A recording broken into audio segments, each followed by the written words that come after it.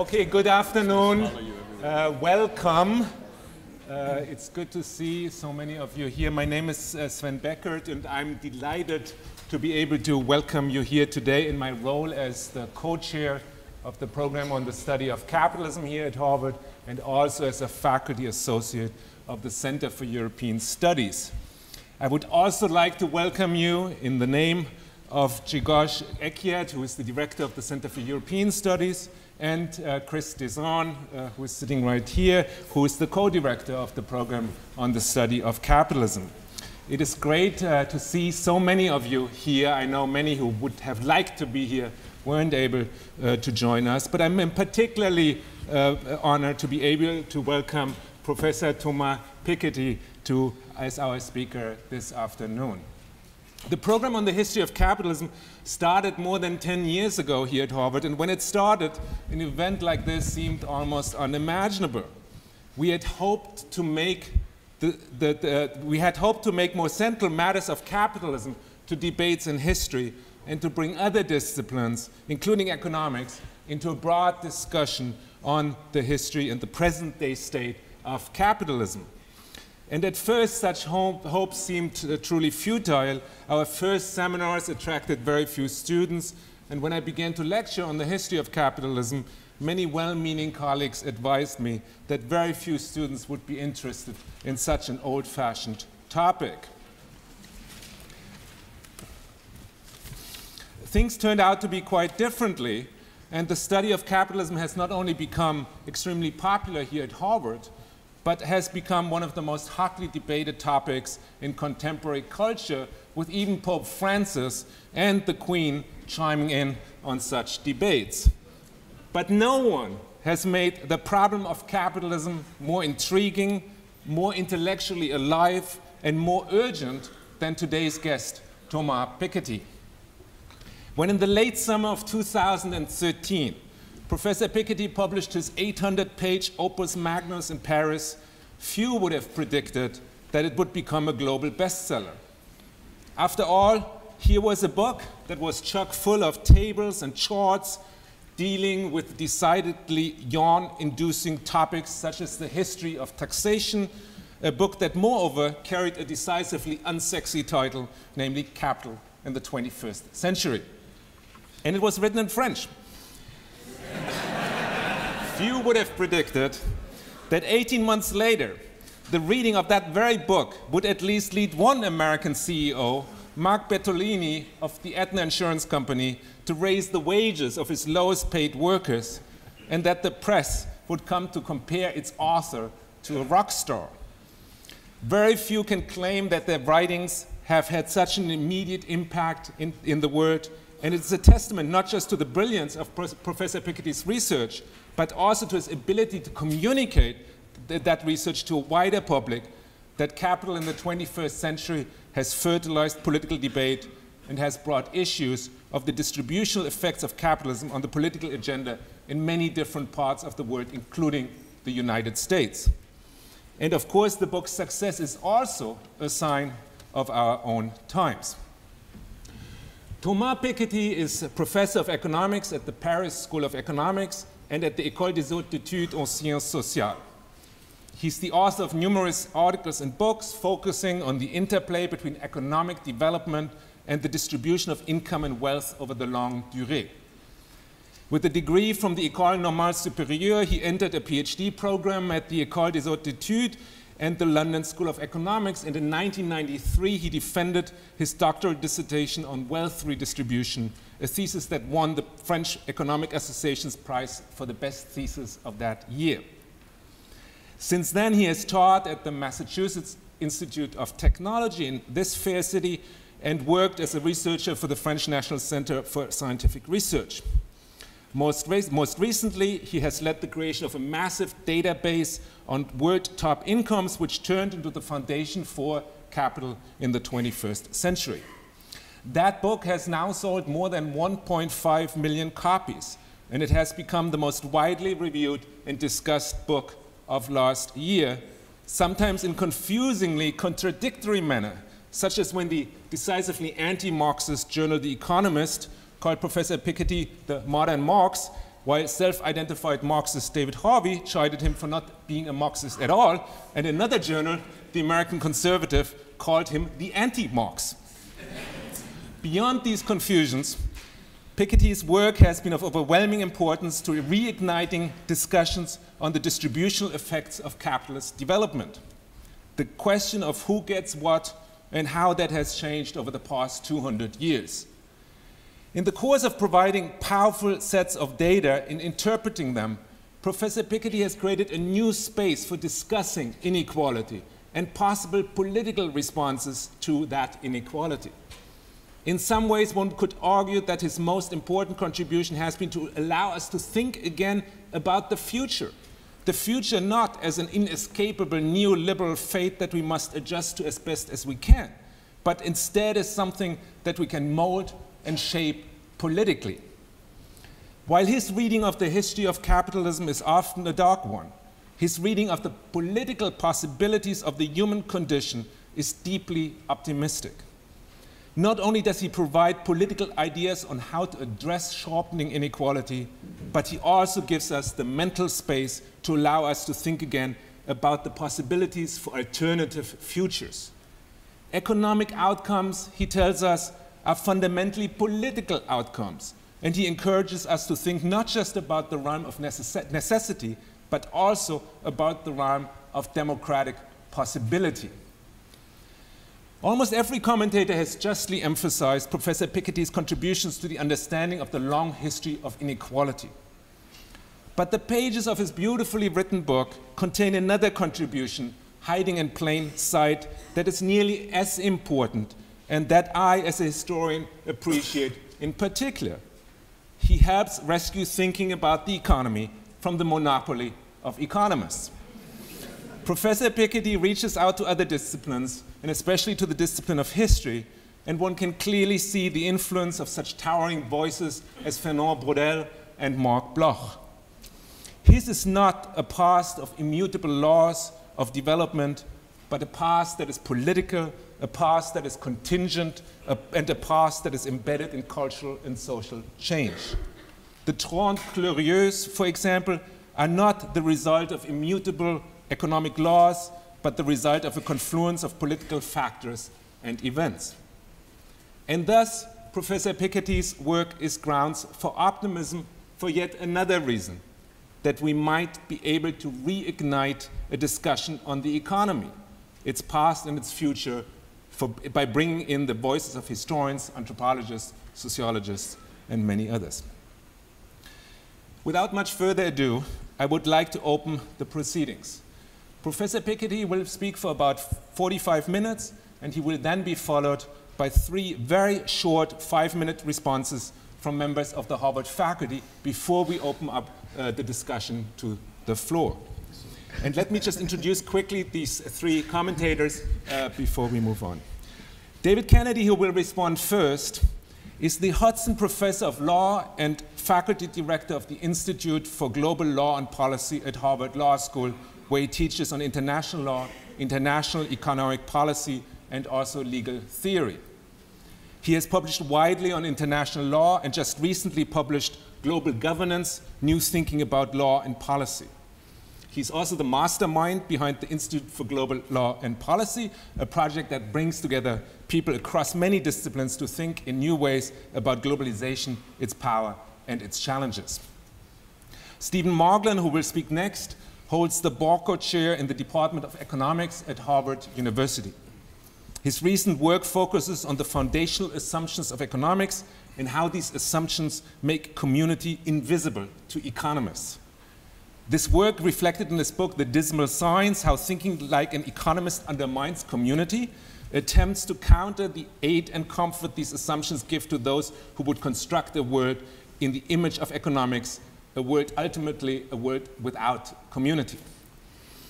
And last but not least, you will hear from Christine Desan, who's not only the co-sponsor of the program on the history of capitalism here at Harvard, but also and perhaps even mainly the Gottlieb Professor of Law at Harvard Law School.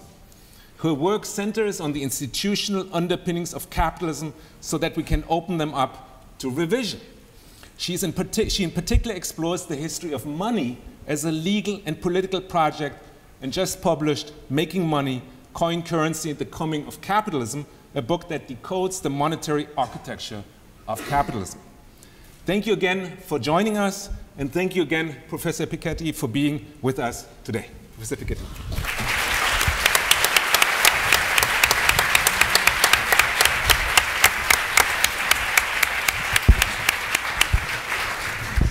Thank you, Sven, and I'm very glad to be here. I'm sorry that my English sounds a lot like French, but I hope you can understand me. I'm very glad to be here in Cambridge, and you know, the book.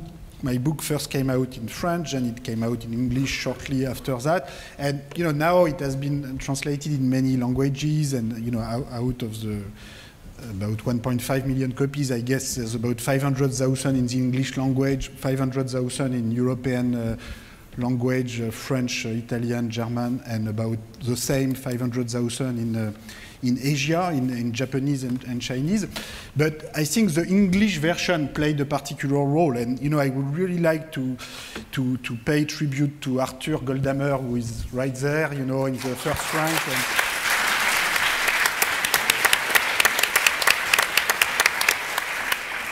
You know, there's no way I could have written such a beautiful English and such a beautiful book in English. You know, as you can see, my English, you know, I'm not particularly good with foreign language. I do what I can, and you know, my written French is much, much better than my written English, and there's no way I could have referred to the literature or to express myself with the same clarity that the art was able to do by translating my book into English. So I think this has been really, you know, it's more than a translator. I guess a translation is always more than a translation, and of course there's no other language for which I am able to check that the translation was so good. So, so thanks a lot, Art. So let me, you know, in this presentation, I'm going to try to present some of the results of the book and reflect about some of the debate also that, you know, this book has stimulated over the past year or so. So let me first say, you know, very quickly that this book comes from a very collective project of data collection. So I am trying in this book to put the study of the distribution back at the center of political economy and of the social sciences more generally. But primarily what I have been doing in my research is to collect a lot of historical data on income and wealth, and this is something that I could never have done without several dozens of co-authors from over 20 countries. So in particular, you know, I started collecting data on income and wealth in France about 15 years ago, and then I was very fortunate to meet Tony Atkinson, Emmanuel Saez, Gilles Postel-Vinet, Jean-Laurent Rosenthal, Facundo Alvaredo, Gabriel Zuckman, and many others, which, you know, I cannot quote everybody here, but it's clear that, you know, there is no way I would have been able to collect all this data by myself, and this is an ongoing process, and so, you know, the book is just a photography of what, you know, the kind of historical material we had at one point in time, but, you know, there will be more data collection and more historical material available in the future. So, you know, thanks to this data collection, we know a little bit more than what we used to, but, you know, we still know too little. And in particular, you know, there's absolutely no problem in my mind if people disagree with some of the historical interpretations that I give for the patterns that I find. We are in the social sciences. There are different ways to interpret historical evolution, and so the objective of the book is not to say, okay, this is the one way, the one law to interpret history. You know, of course, when you look at the evolution of income and wealth distribution over more than 20 countries across 3 centuries, there cannot be just one law or one principle. There are many different institutions, policies, social, cultural, political processes that play a role, and I'm trying to illuminate some of them in the book, but this is just a beginning, and there is a lot more to do in this area. So in this presentation, I'm going to present some results mostly from part 2 and 3 in the book, so as to give you a sense of the material. You can have, if you go to this website, you will find all the graphs and series, and you will have a better sense of what material is included in the book. So in this presentation, I'm going to focus on these 3 points. I will start with the first point, which is about the long-run dynamics of income inequality, and then I will move to wealth. And to a large extent, what my book is trying to do is to shift the attention from the issue of income distribution to the issue of wealth and property concentration. But I will start with income inequality. I will show you a number of results about the long-run dynamics of income inequality, and some of the main conclusions will be the end of the Kuznets curve, the end of universal law, and the idea that country-specific institutions and policy are absolutely critical if you want to understand the long-run evolution of income inequality in the various countries. Then point 2 will be about what I call the return of a patrimonial or wealth-based societies, particularly in Europe and Japan, where wealth-income ratio seem to be returning to very high levels in those countries. And I will stress also the metamorphosis of capital, the transformation of the different forms of property, which raise new challenges for the future. And the third point will be about the future of wealth concentration and concentration of property. And I will argue that one of the important forces, certainly not the only one, but one of the important forces for understanding the future of wealth concentration is the gap between R and G, where R is the net of tax rate of return, particularly for large wealth portfolio, and G is the growth rate. And to the extent that this will be higher in the future than what it was in the past, this might contribute to rising inequality. So let me start with the first point, about the long-run dynamics of income inequality.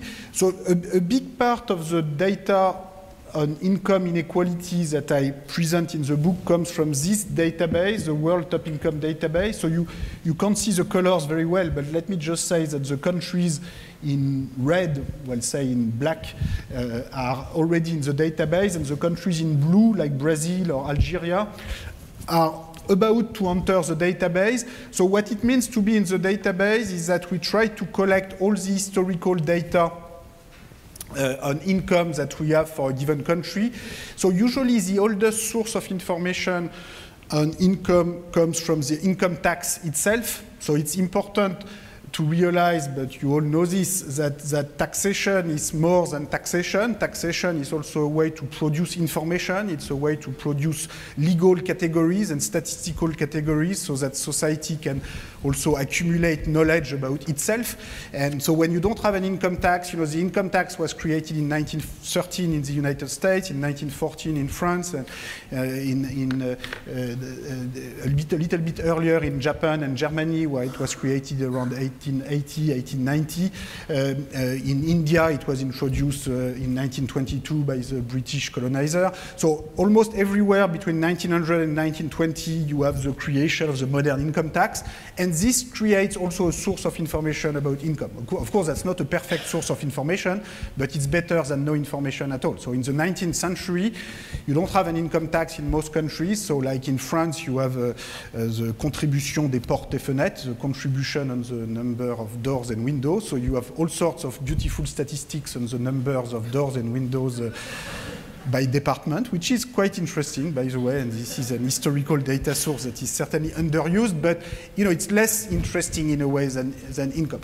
And so this is true for income. This is also true for wealth. The taxation of wealth, in particular the taxation of inherited wealth, transmission of wealth at the time of inheritance, is also a way to register property and to register wealth and to produce information about wealth. So the taxation of wealth, and in particular of inheritance, is much older than the taxation of income. because registering property is very important to organize society in general. So you have registration in property in very ancient societies. And in particular in France, it is, with the French Revolution, you have the introduction of an inheritance tax that was pretty universal for the time. And this is why we can go back with fellow historians, Postelvinen and Rosenthal, to the French archives, to the late 18th century to study the distribution of wealth in France starting in the late 18th century. Now, for income, we cannot do this, but we can start at least around 1900, 1910. And so we can study the evolution of income inequality.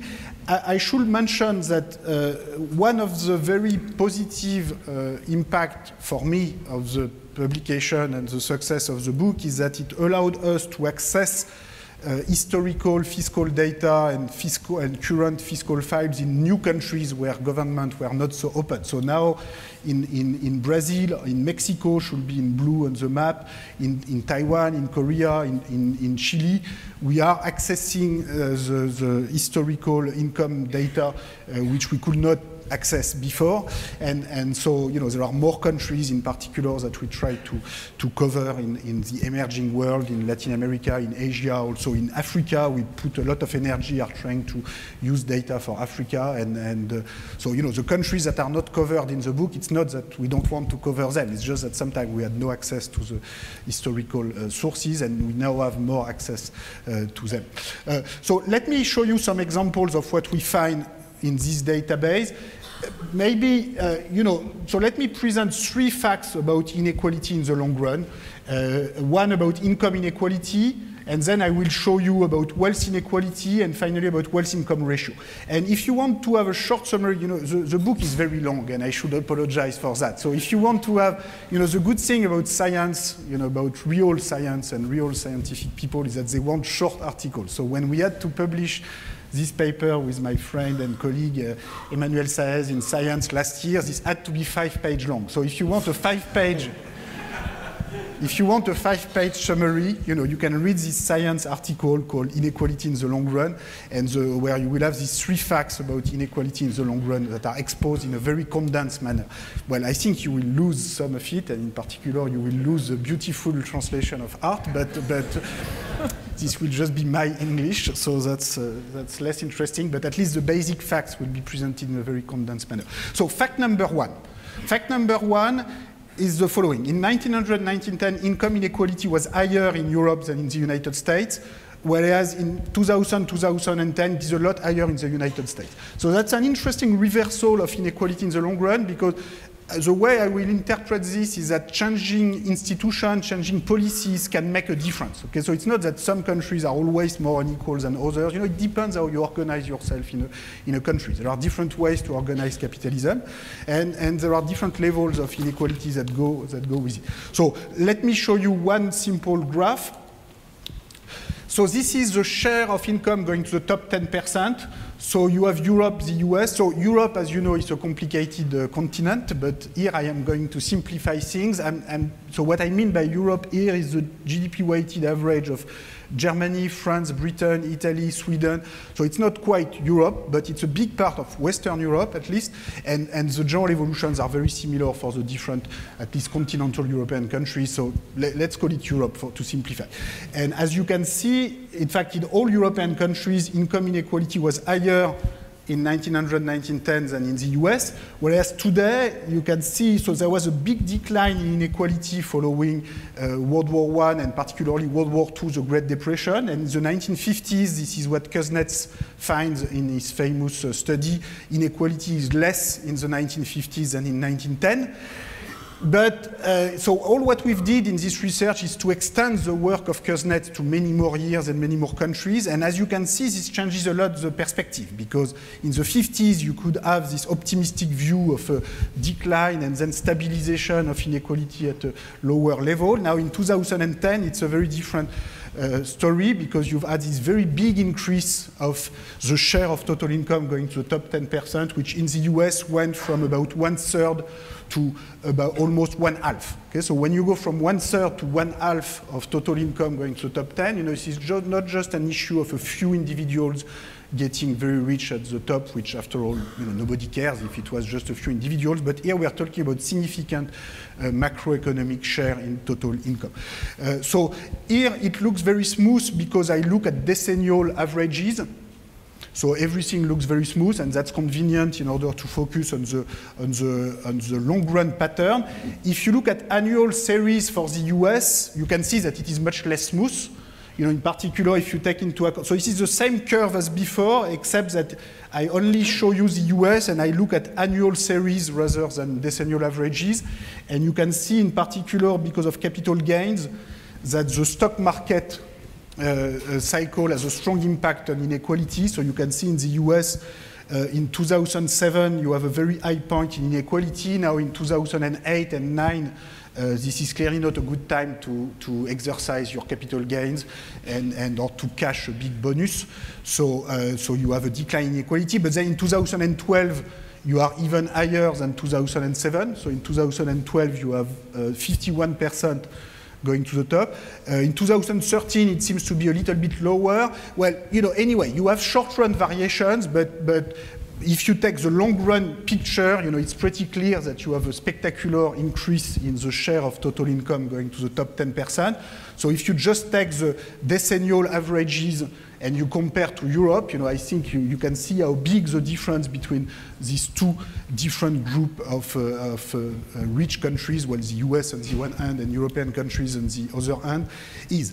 If you were to put Japan on the graph, this is what you would have. So Japan will be in between Europe and the US, closer to Europe in many ways. So it's interesting to put US and Europe and Japan because these are like the three parts of the rich world. And you can see that they have very different experience. So that's important because, sometimes people want to explain rising inequality just by talking about globalization. Okay? And the story will be, okay, you have globalization, you have China entering the world labor market.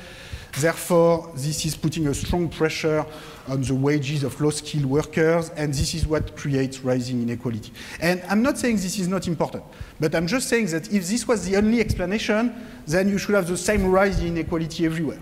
Because globalization happened not only in the US, but also in Japan, in Europe. So, sometimes we have debates which are very much self-centered in the US, but also in Europe or in Japan.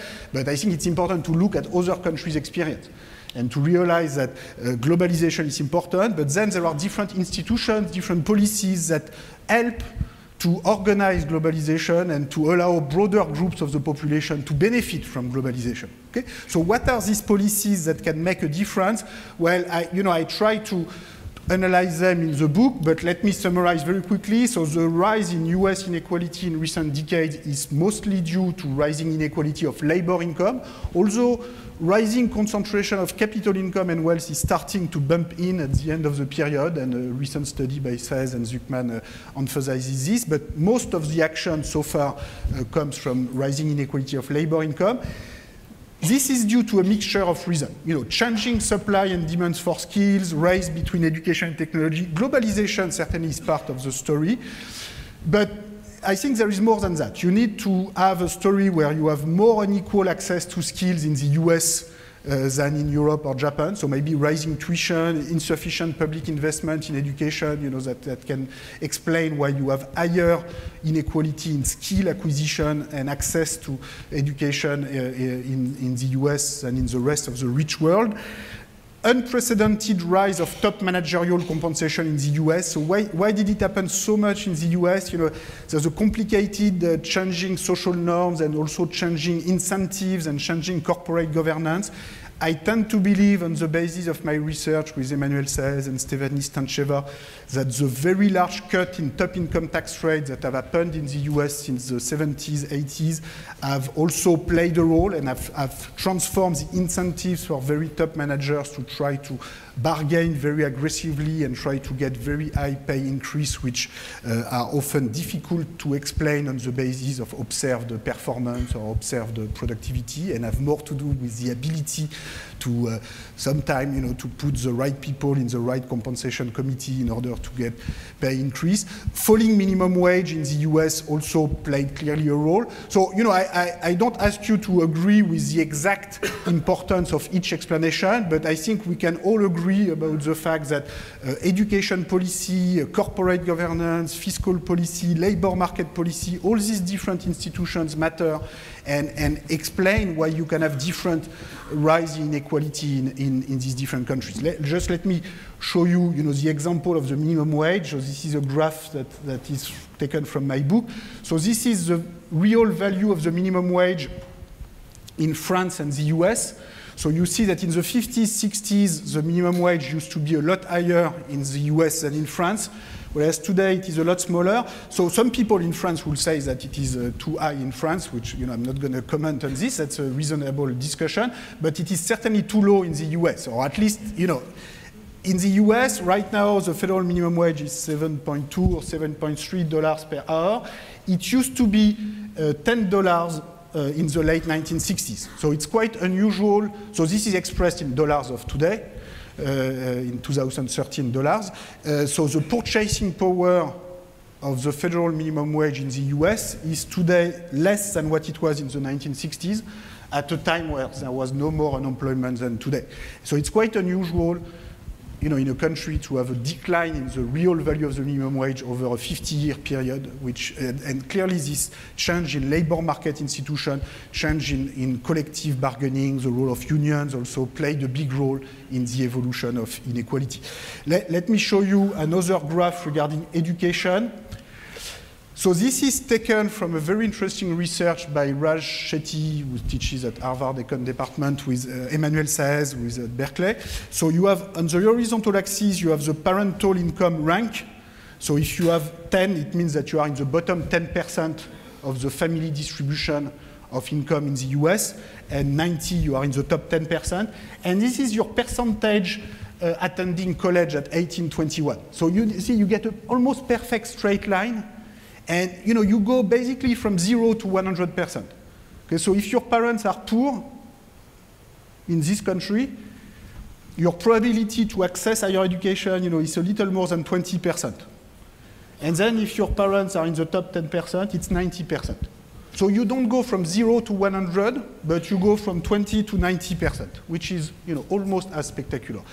I find this graph very striking. So this means that, you know, you have a theoretical discourse about meritocracy, equal opportunity, access to higher education, and you have the reality. Okay? And the reality, you know, is a bit frightening. And I also, you know, I'm not saying, you know, it's perfectly equal in other countries. You know, I think there's a lot of hypocrisy and a lot of inequality in access to higher education everywhere, certainly in my country, in France, with sometimes a lot of hypocrisy in the ability of public institutions to invest 3 times more in very elitist schools than in normal schools. But there is evidence that inequality in access to higher education is even higher in the US than in Europe or in Japan, and I give evidence for this in the book. So anyway, this is just to illustrate that education policy, access to education, is very important, together with the minimum wage, together with progressive taxation. So it's a whole set of institutions and policies that matter. Now let me move to the second point of my lecture, which is about the return of patrimonial society. So far I have focused mostly on inequality of income, and in particular labor income. Now I want to move more to wealth and capital, which is the main subject of the book. So of course, inequality in wealth and capital ownership is partly determined by inequality of labor income, because if you have more unequal labor incomes, then you have more unequal resources to save and accumulate wealth and become owners of large piece of property. But the inequality of wealth is a more complicated object than the inequality of labor income, because it also involves inheritance. It involves natural resources, which have been saved by no one. And the concentration of property is always a lot higher than the concentration of labor income, as I'm going to show you in a minute. So I'm going to make first a point point number 2 of my presentation will be about the return of what I call a patrimonial or wealth-based society, particularly in Europe and Japan, where I will show you that wealth-income ratio seem to be returning to very high levels in these countries. So what's particular in Europe and Japan is that you have very low population growth, and indeed, in fact, negative population growth in Japan or in some European countries, and that's a very big difference with the US. And the basic intuition is that in a slow growth society, wealth accumulated in the past can naturally become very important. And in the very long run, this can be relevant for the entire world, to the extent that population growth will stop everywhere at some point. So of course, if you have a lot of migration, you can keep growing. And I know that this is a country where migration is important, and in particular, universities would like all the rest of the planet to come here. But if we are all in the US, then that will not solve the problem in the long run. You still have population growth will depend on fertility, and the projections we have so far is that population growth in the long run is going to be smaller than what it was in the past and possibly close to zero. So to the extent that there will be a slowdown for other parts of the planet than just Europe and Japan, this rise of wealth income ratio and this return of what I call a patrimonial society will be relevant in more countries. Now, this is not bad in itself, but this raises new challenges, and in particular, I will argue that the metamorphosis of capital assets call for new forms of regulations of property relations, and that this will be very important issues in the future. And then I will move to point number 3. So regarding point number 2, let me first stress that wealth inequality is always a lot higher than income inequality. So let me show you, let me first describe 2 important facts. Fact number 2, so remember, fact number 1 was that income inequality is now higher in the US than in Europe. Fact number 2 is that wealth inequality is always a lot higher than income inequality, and that it is also now higher in the US than in Europe. But fact number 3, wealth inequality is still less extreme today than what it was a century ago in Europe, where it was really very extreme, in spite of the fact that the total capitalization of private wealth relative to national income has now recovered from the World War shocks. So it's important to distinguish between inequality on the one hand and total quantity or total capitalization of wealth, which is not quite the same thing, on the other hand. Okay, so you can have the fact that you have a very high total capitalization of private wealth is not necessarily bad if you have a large middle class which owns a big part of total wealth. So it's important to distinguish the inequality on the one hand and the wealth income ratio on the other hand. So if we look at inequality, so first look at the orders of magnitude. Remember, for income inequality, the top 10% share was between 1/3 and 1/2. It used to be 1/3 in the US, it is now closer to 1/2. Now, for wealth inequality, it's always more than 1/2. It goes between 60% to 90% in Europe before World War I. So wealth is a lot more concentrated than income. For many people, the bottom 50% share in wealth is always less than 5%. So there's a very large group in the population for whom, the very notion of wealth or capital ownership is quite abstract. And, many people just have, little savings on their accounts, or they have a mortgage that is almost as big as their real estate property. So their net wealth is really quite small. So whatever does not belong to the top 10%, typically belongs to the middle 40%, what I call in my book the patrimonial middle class, the people who are not in the bottom half and who are not in the top 10%. And so whatever does not belong to the top 10 on this graph belongs to this middle 40. So this means that when Europe goes from 90% of wealth for the top 10 prior to World War I to about 60% today, in between you have 30% of national wealth which used to belong to the top 10, which now belongs to the middle 40. And this is this rise of a patrimonial middle class, which I describe in my book as probably the most important transformation in the long run, because even though the middle class still has less wealth than the rich, in spite of the fact that they are 4 times more numerous, it's still significant, to own 30% of total wealth rather than 5 or 10%, this makes a big difference. Now, in recent decades, the share going to the top has started to increase again. which means that the share going to the middle class has started to decline. And one issue is to understand why. First, we are going to try to understand how the total value of wealth has changed. Now, what is striking, so this is a different evolution, this is a wealth-income ratio. And what's striking is that for wealth-income ratio, Europe is actually above the US. So in Europe, there is less inequality of wealth than the US, but the total value of wealth relative to national income is higher. So that's why it's important to distinguish these two dimensions, because they don't need to move together. And so if you want to understand this big evolution of the wealth to income ratio, you can also decompose between different countries. So these are 3 European countries, Germany, France, UK. You can see that everywhere you have a very high ratio of wealth to income prior to World War I. So of course you have a lot of destruction and also a lack of investment between 1910 and 1950. Also a lot of private wealth was either nationalized after World War II, or its private value was reduced by new sets of institutions and policies, including rent control for housing values, so that the private value of wealth in 1950 is extremely small by historical standards. And then it has started to increase again in the past half century, and is now not quite as large as what it used to be in the 19th century, but it's getting closer.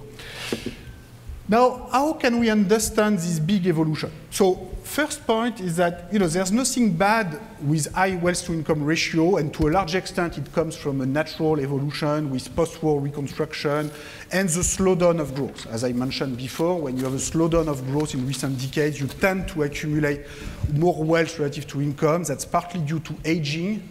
And this is not necessarily bad in itself. Now, the problem is that this creates new policy challenges in terms of financial regulation, real estate bubbles, return of inheritance, which is now for the new generation very important in Europe and also in Japan. And in order to analyze these issues, what I really, probably the most important message of this presentation is that I really try in my book to develop a multidimensional approach to the history of capital and property relations. When you do this big addition and compute the total value of all assets, you are really doing something very abstract. And the reason why my book is relatively long is because I actually try to analyze in a separate way each separate assets, from land to business assets to foreign assets, real estate, public debt, immaterial capital, and all these different kinds of property give rise to different institutional challenges, to different negotiation between owners of capital and those who mostly own their labor. And they really need to be analyzed separately if we want to understand them properly. And it's more than just making the big addition. So let me take a couple of examples to illustrate this point. First, if you look in the very long run, so this is a decomposition of the structure of property in the United Kingdom. So you don't see the color very well, but let me just say that the bottom part in the 18th century is agricultural land. So you can see that at the beginning of the period, agricultural land is a very big part of wealth. The middle part is housing, which was less important in the 18th century, but is now very important, partly due to a very high price for housing, maybe reflecting partly a bubble, but also the fact that many people want to live in the same place, and there could be something structural in these very high housing prices. The third part is other domestic capital, which is basically business assets, which becomes very important with the Industrial Revolution. And you have a little white part, which is very important at the eve of World War I, which is net foreign capital. So this is what Britain owns in the rest of the world. And you can see that this is very significant. You have almost 2 years of national income, almost 1/3 of everything the Brits own in 1910 is they own part of the rest of the world. And of course, that's related to their colonial empire. You have in France, there's a smaller colonial empire, but still it's quite significant. It's more than 1 year of national income in foreign assets. And now this disappears entirely in France and Britain during the 20th century, partly is decolonization, but most of it is really World War I and World War II, where to finance the war, to pay for the war, many of the rich French and Brits have to sell their foreign assets, buy some public bonds to their government, and then their public bonds will be inflated away after 1945, so that in the end they don't own much after that. Okay, so that's a big part of the process, and if you just look at the big addition and you don't look separately at these different assets, you cannot really understand the whole thing. So what's striking in the long run is that you have metamorphosis of capital in the sense that agricultural land is not really playing a big role today, but the total value of assets is getting similar, like in Britain in 2010 than in the 19th or 18th century, but with very different form of assets. Let me mention also that if you look at annual series for more countries, so here you have the same private wealth to national income ratio in more countries, you can see the Japanese bubble in 1990, and generally speaking, what you can see is that bubbles on price of real estate and very sharp movement on price of other capital assets play a big role. So the history of capital is never quiet. It is full of crises, it is full of volatility, because it's difficult to put a price of assets also. Putting a price on real estate or putting a price on the stock market, some people do this for a business, and that's complicated. And so you have all these big variations. If you look at so this is the Spanish bubble over there, which is even bigger than the Japanese bubble. You can see that in Spain, in 2007, the total market value of private wealth relative to national income was 8 years of national income, even more than in Japan, where it was 7 years of national income in 1990. Okay, so this creates new challenge, in terms of financial regulation. In 1970, the ratio of private wealth to national income was only 2 to 3 years between. So these are the top 8 or top 9 developed economies in the world. So everywhere it was between 2 and 3.5 years. Whereas today it's between 4 and 7 or 8 years. Okay? So of course, if you make a 10% mistake on the price of your real estate in Spain or in Japan, when you have a ratio of 6 or 7 years of GDP in private wealth, this is a mistake that can have very big consequences, much bigger than when it's a ratio of 2 or 3. So this creates new policy challenges. Let me also mention that a significant part of the increase in private wealth to GDP ratio is also a transfer from public to private capital. So you have privatization of public assets, and you have an increase in public debt. So public capital, so you can see, well, again, you don't see the color very well, but I just want to mention one example. Look at Italy.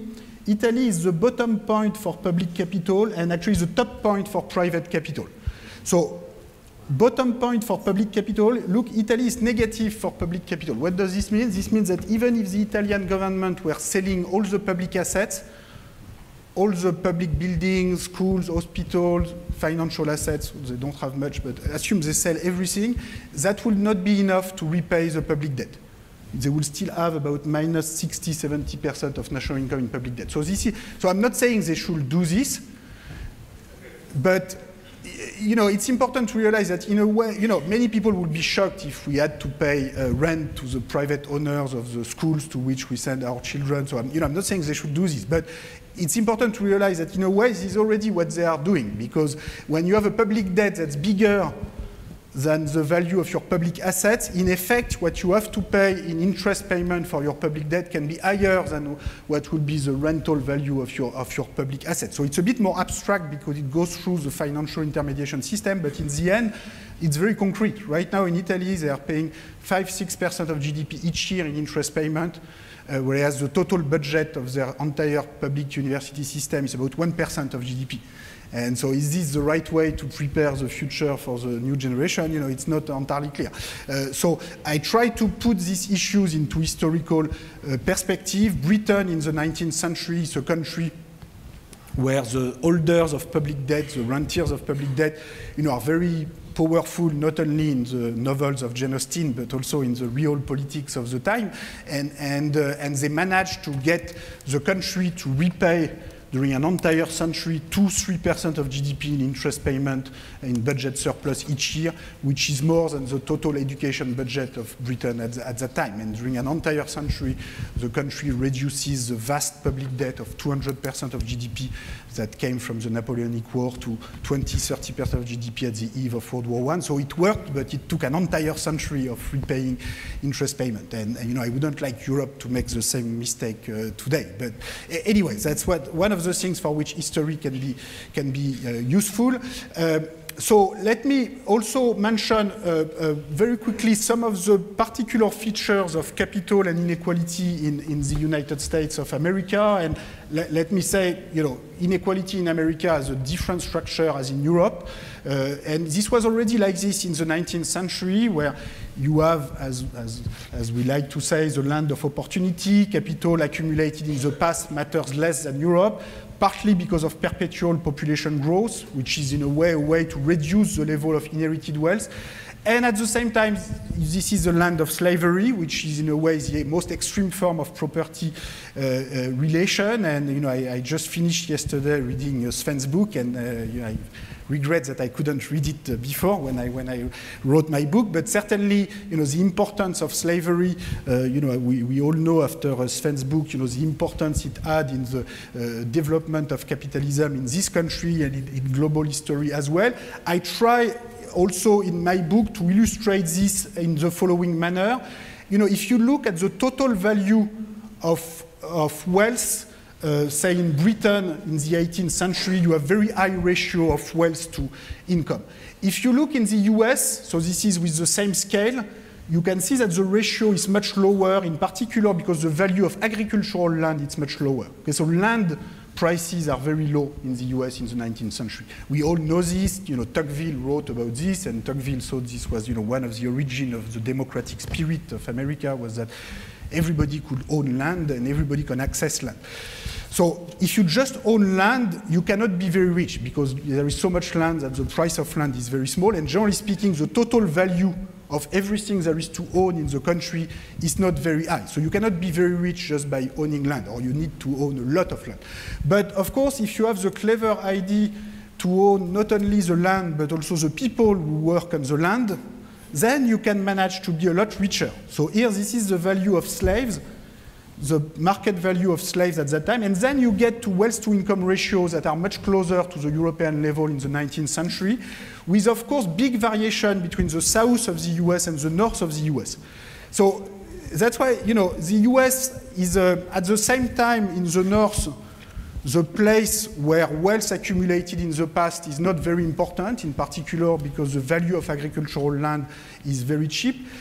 Whereas in the south, the slaves basically more than compensate for the lower value of the land, and this corresponds to an inequality structure and a structure of domination based on property, which in many ways is much more violent than what you have in old Europe. Okay, so you have this contrast between different parts of the US and the particular relationship of the US with capital and with inequality, which I try to emphasize in my book. And you know, again, this is a very extreme case where property rights, you know, are socially, historically determined, and you know, you cannot just take them as given forever. They vary over time. They are social construction.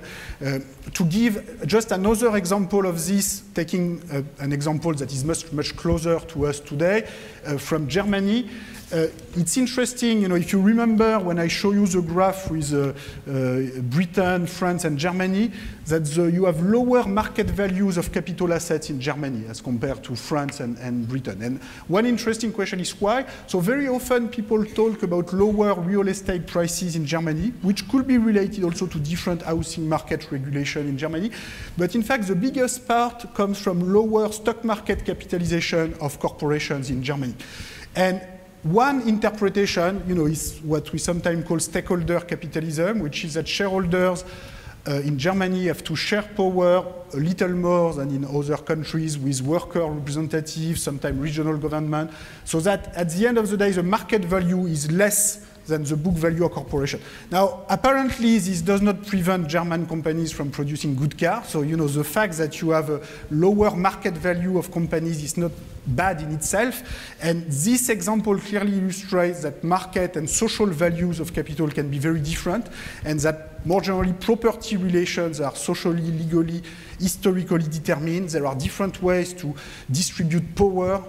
So capital ownership is about power, and there are different ways to regulate and to organize power. I guess, so this is a graph illustrating the ratio of market value and book value of corporations. That's, again, taken from my book. You can find it online, but you can see that for Germany, so according to the textbook model of perfect capital market, this ratio should always be equal to 100%. If you have the market value, the book value should be the same. Now, in practice, in Germany, it's always much less than 100%, like 60%. So the market value is 60%, whereas in US and the UK, it's more than 100%, at least in certain periods, or much closer to 100%. So you have the market and book values of companies differ systematically across countries, and this can be interpreted as evidence for different regulation of ownership and corporate power in different countries. I'm going to move very, very fast to the third point about the future of wealth inequality. This is where the gap between R and G is playing a role. So you can see that in everything I have said so far, R minus G doesn't play any role. I have to confess you today that, this whole thing about R and G was sort of a marketing trick, which apparently worked very well, because many people thought, they could summarize the book with one equation, which, of course, I don't believe that you can summarize 300 years of historical evolution about income and wealth with one equation. There are many different institutions, policy, historical forces that play a role. There is one area with R minus G might be important, which is if you want to understand the long-run evolution of the concentration of property. And here the gap between R and G might be important. During most of human history, the gap was large for a simple reason, which is that the growth rate in pre-industrial society was close to 0. And so the rate of return to land was typically 4–5%. It could vary with legal arrangements under feudalism, but it was certainly never 0%. Now, one of the findings of my book is that the modern industrial revolution did not change this basic relationship between R and G as much as one might have expected. And it's only really the big shocks of the 20th century that have completely turned upside down this relation between at least net of tax, net of destruction, rate of return, and growth rate, because of the shocks due to the war, because of the very fast growth of the post-growth period, of the post-war period. Now, in the future, it looks as if growth rates, in particular for population, will be less than what they were in the past, and competition between countries to attract capital, maybe also financial deregulation can contribute to high rate of return, in particular for high wealth portfolio. One of the problems is that there's probably too little transparency about global wealth dynamics and particularly cross-border financial assets. And I think this is a problem in rich countries, but this is even more a problem in emerging countries, in particular China, Latin America, Africa, where a very big part of the capital stock is owned either by local or foreign elites through offshore assets and tax havens, which makes it very difficult for a democratic regulation of inequality, and that's a big challenge for the future. So I'm not going to present this in a detailed manner, just to mention that if you look at data coming from wealth rankings, so this is a table coming from the Forbes Billionaires Wealth Rankings, it looks as if the very top wealth groups at the world level are rising a lot faster than average wealth. Let me make clear that this is not particularly reliable data. It's hard sometimes to know how the Forbes people compute their ranking. But we live at a time. It's a bit sad. I would prefer to read IMF publication or Eurostat publication or U.S. government publication to know about wealth dynamics. But you wouldn't find the data, partly because for lack of transparency and automatic transmission of information about cross-border financial assets. So we have to do with what we have. And so in my book, I am very pragmatic with data sources. There's no perfect data sources. And so I use a little bit this Forbes magazine at some point. And what you can see is that here you have a major divergence between the average income at the average wealth at the top and the average wealth in the world, which is not so easy to explain because, sometimes people say, well, okay, but this is because you have a lot of new billionaires who make wealth, and indeed, the people at the top are not the same, in 2013 and 1987. According to Forbes, the people at the top in 1987 are Japanese billionaires, which everybody has forgotten their name now, whereas in 2013 you have Carlos Slim, you have Bill Gates, etc. But the fact that you have some mobility, the fact that you have all of these new people at the top, this in itself does not explain why the average wealth in this top group should rise 3 or 4 times faster than average wealth in the world. Because the fact that you have mobility, in principle you have some people who go down, you have some people who go up. If you were in an equilibrium of the world distribution of wealth, these two effects should more or less compensate each other. And the average wealth in this top group should rise more or less at the same speed as average wealth in the world.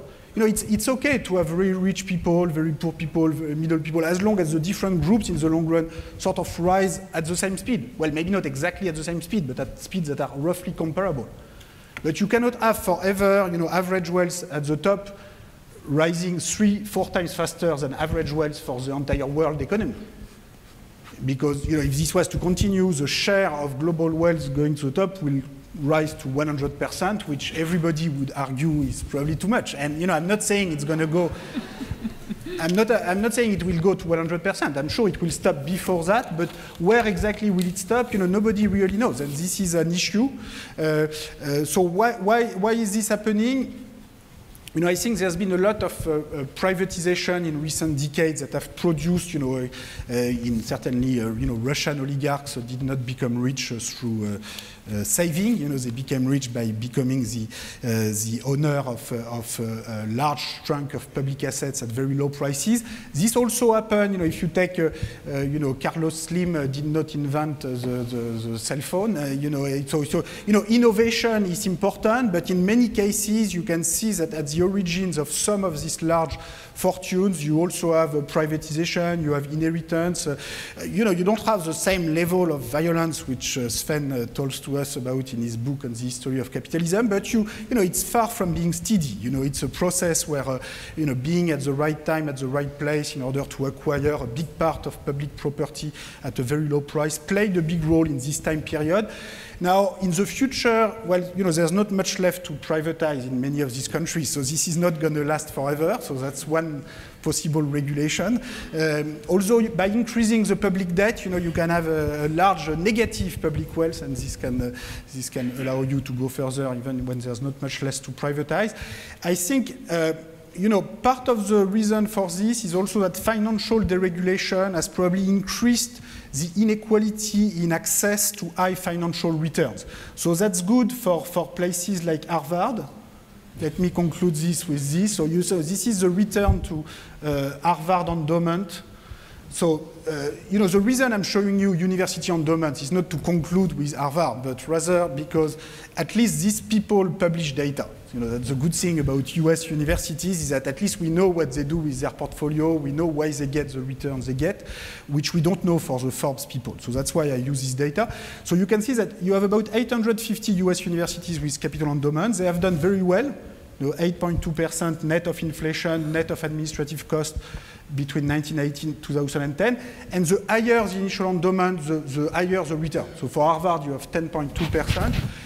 Which is quite good. So I'm not saying it will be as high in the next 3 decades. There were particular circumstances, but still this illustrates a mechanism through which inequality can feed itself. If according to the textbook economic model, what a perfect capital market should do is that everybody should get the highest return on the planet. So, you go to your bank with $100,000 and your money gets invested in China the next morning and you get the highest yield on the planet. But, real world capital market don't seem to work exactly this way. And, sometimes, if you have if you are able to access very sophisticated financial products, so the portfolio of Harvard is made of private equity, commodity derivatives, and complex financial products which are very difficult to access to if you just go to your bank with $100,000. The management fees paid by Harvard right now are of the order of 0.5% per year, which is very small, but if you have 40 billion endowment and you spend 0.5%, you can still spend more than 100 million each year to pay a group of financial advisors. And so if this allows you to get 10% rather than 6%, then that's worth it.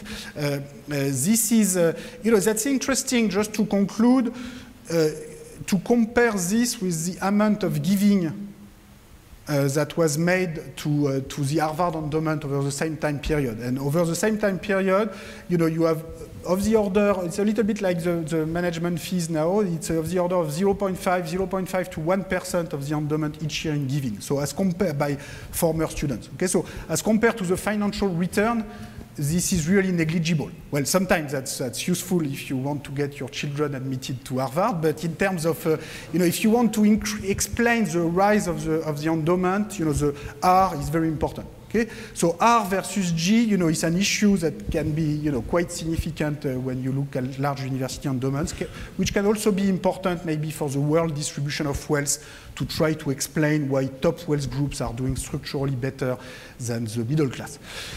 Let me stop there. Sorry for being a bit too long, and thanks again for welcoming me in your program. Great, thank you so much, Thomas.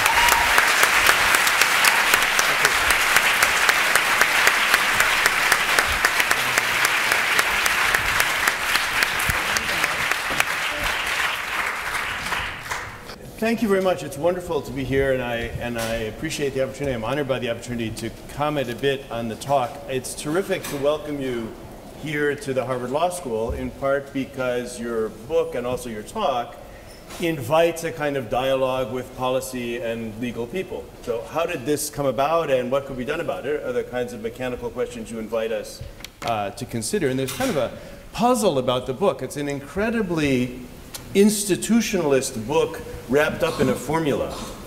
And the marketing trick that you mentioned at the end may be somehow an explanation there, but this is a book that identifies an enduring link between capitalism and inequality in the form of a historic normal in which returns to capital outpace economic growth. So this is the formula with which you ended.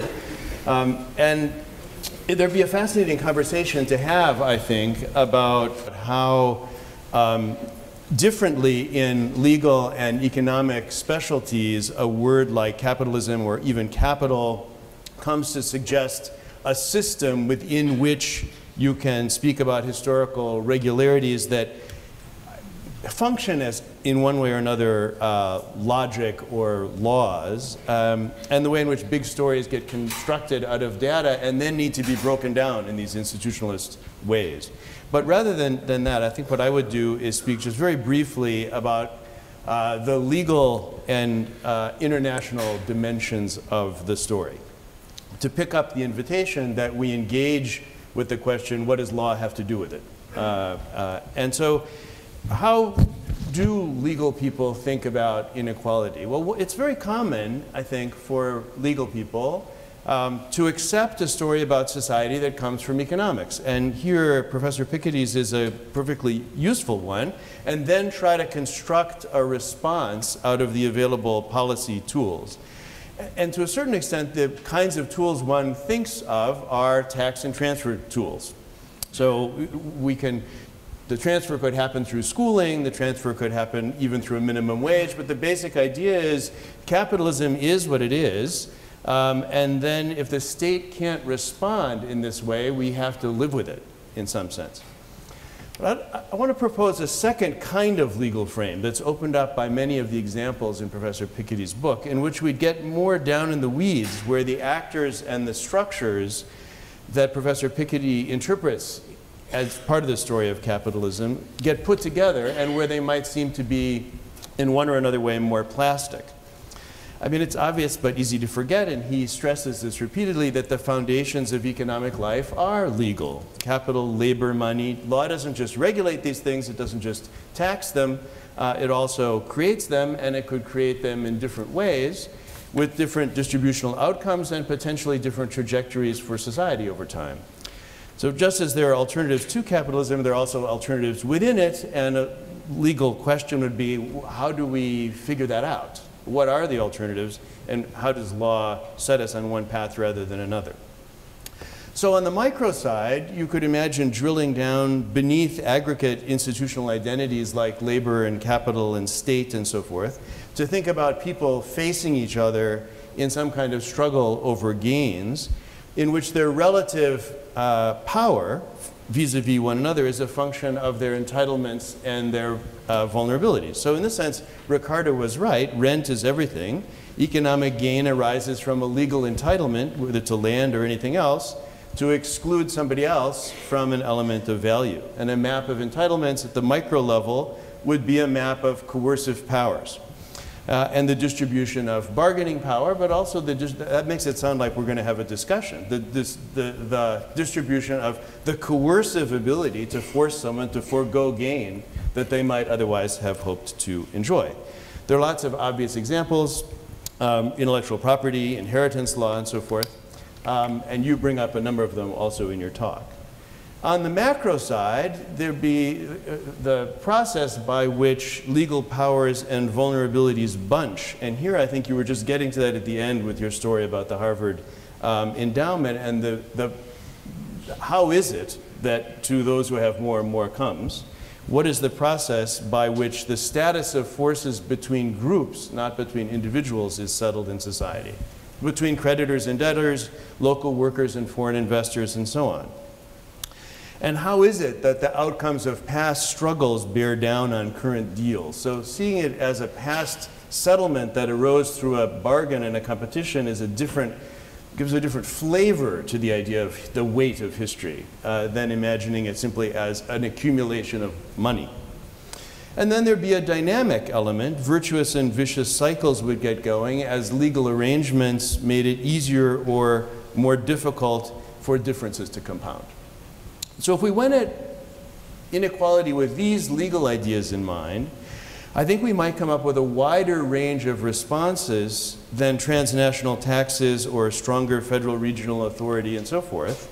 A long march through the institutions could rejiggle things in ways that would strengthen the relative coercive powers of people that we wanted to favor and promote more virtuous cycles between the haves and the have-nots. Without a large theory about how much inequality was good or bad for capitalism or the development of the society as a whole, simply as an effort to strengthen the hands of those whose coercive powers are now too few. And it's not that difficult to figure out how, because people have been struggling intensely over legal regimes in these terms for a long time. You mentioned rent control as a very important struggle over the value and use potential of some forms of real estate. But you could also alter contract and employer law to empower unions. You could change housing and local government law to link housing for the rich to public services for the poor. You could change the rules of finance and consumer protection to shift power from creditors to debtors and penalize exploitative financialization and so on. Indeed, you can shift the power between identity groups, men and women, blacks and whites, old and young, future generations and current generations in similar ways. So that's the legal background. There are lots of ways to address the dynamics of inequality beyond transfer payments from wealthier to poorer. It's possible somehow to link leading and lagging sectors or regions either within a country or between countries to one another productively. So a few words about the international dimensions of the story. The data that Professor Piketty brings together is comparative national data on inequality within one country, which he's extended to quite a number of countries and is now extending, as we heard, to even more. But these comparisons, as he acknowledges, are extremely difficult. And it's hard to say what this means about inequality at the global level. So does tax data, for example, exaggerate the inequality between countries where countries have really different ways of understanding income reporting and different cultural practices with regard to taxation?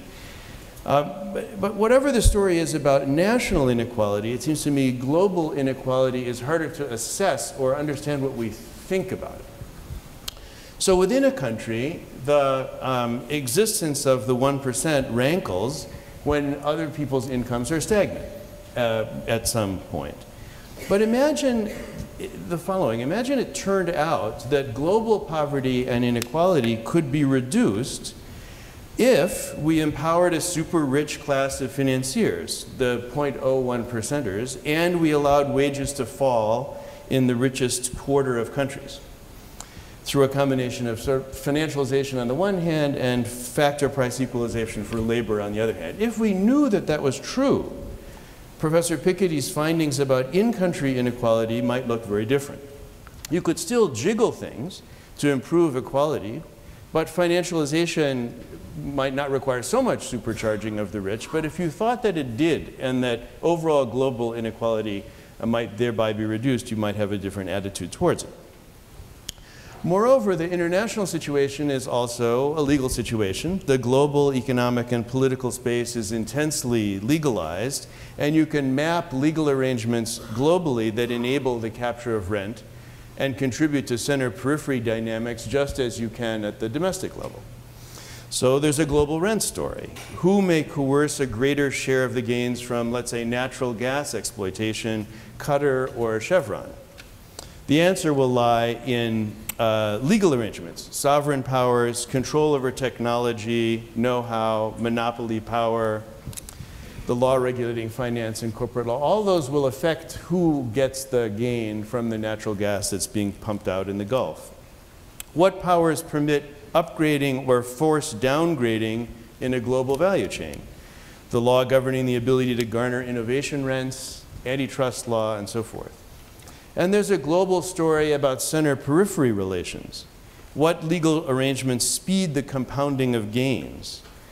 The mobility of capital, the fragmentation of jurisdictions, the fact that private rights travel more easily than public powers, all these things change the speed with which some wealth aggregates and others do not. Just as the terms of trade between Detroit and its suburbs, that's where I'm from, is a function of everything from jurisdictional boundaries to rules about school finance, so the transnational dualisms that we see between regions and countries are a function of international economic law and international private law. So it's a complicated story, and in short, geography matters, and geography is a legal construct. Who can do what in relationship to whom with what force? So to sum up, I think Professor Piketty has identified a tendency. And to explore how the tendency arises, how it's sustained and might be changed, requires that we somehow open up the hood and look inside market capitalism to see how it's put together. And it turns out the glue that distributes is law. Thank you. Thank you so much, David. I'm, like the other speakers here, honored to be part of this program. This is a magnificent book. Thank you.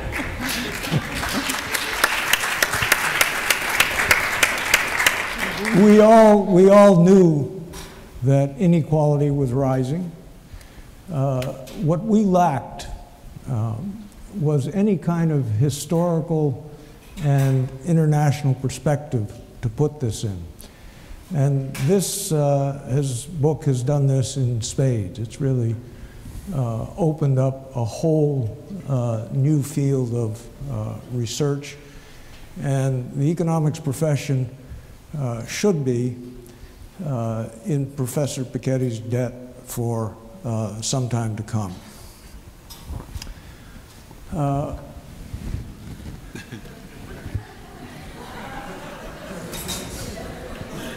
This book is a classic.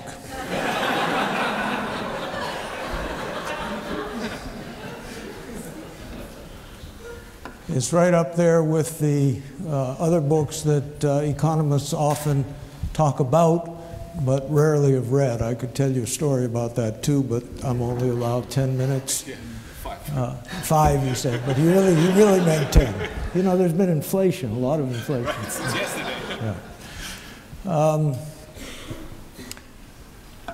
This fellow, Jordan Ellenberg, did a scientific research on Professor Piketty's book, and he discovered that few people had got beyond page 26, which made it the new record. The record up to that time, as he said, was held by Stephen Hawking for a book most owned and least read, and now that record is passed to Professor Piketty. What's that?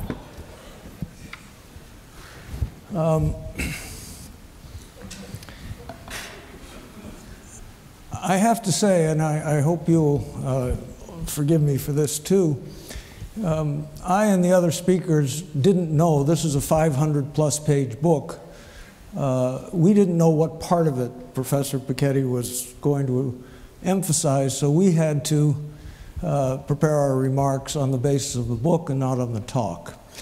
I did not know that R greater than G was a marketing ploy. I, like many others, thought that that really was a theoretical argument, or sorry, theoretical come empirical argument that structured the book. So I'm actually going to spend a lot of time, I can't spend a lot of time, I'm going to spend a large fraction of time on that particular point. But I should say before that, that much of what's of value in this book is quite independent of that inequality, and a good thing too, because I will suggest that that inequality should not surprise anybody. It is not a contradiction of capitalism. It's exactly what you would expect. It's the norm.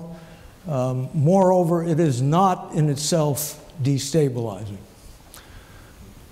I'm writing it here with a subscript, which you don't usually see. The subscript Y to emphasize that this is about the growth of income and output, not the growth of the capital stock, though those two are obviously related. Here are 3 excerpts, brief excerpts from the book about the importance of this inequality.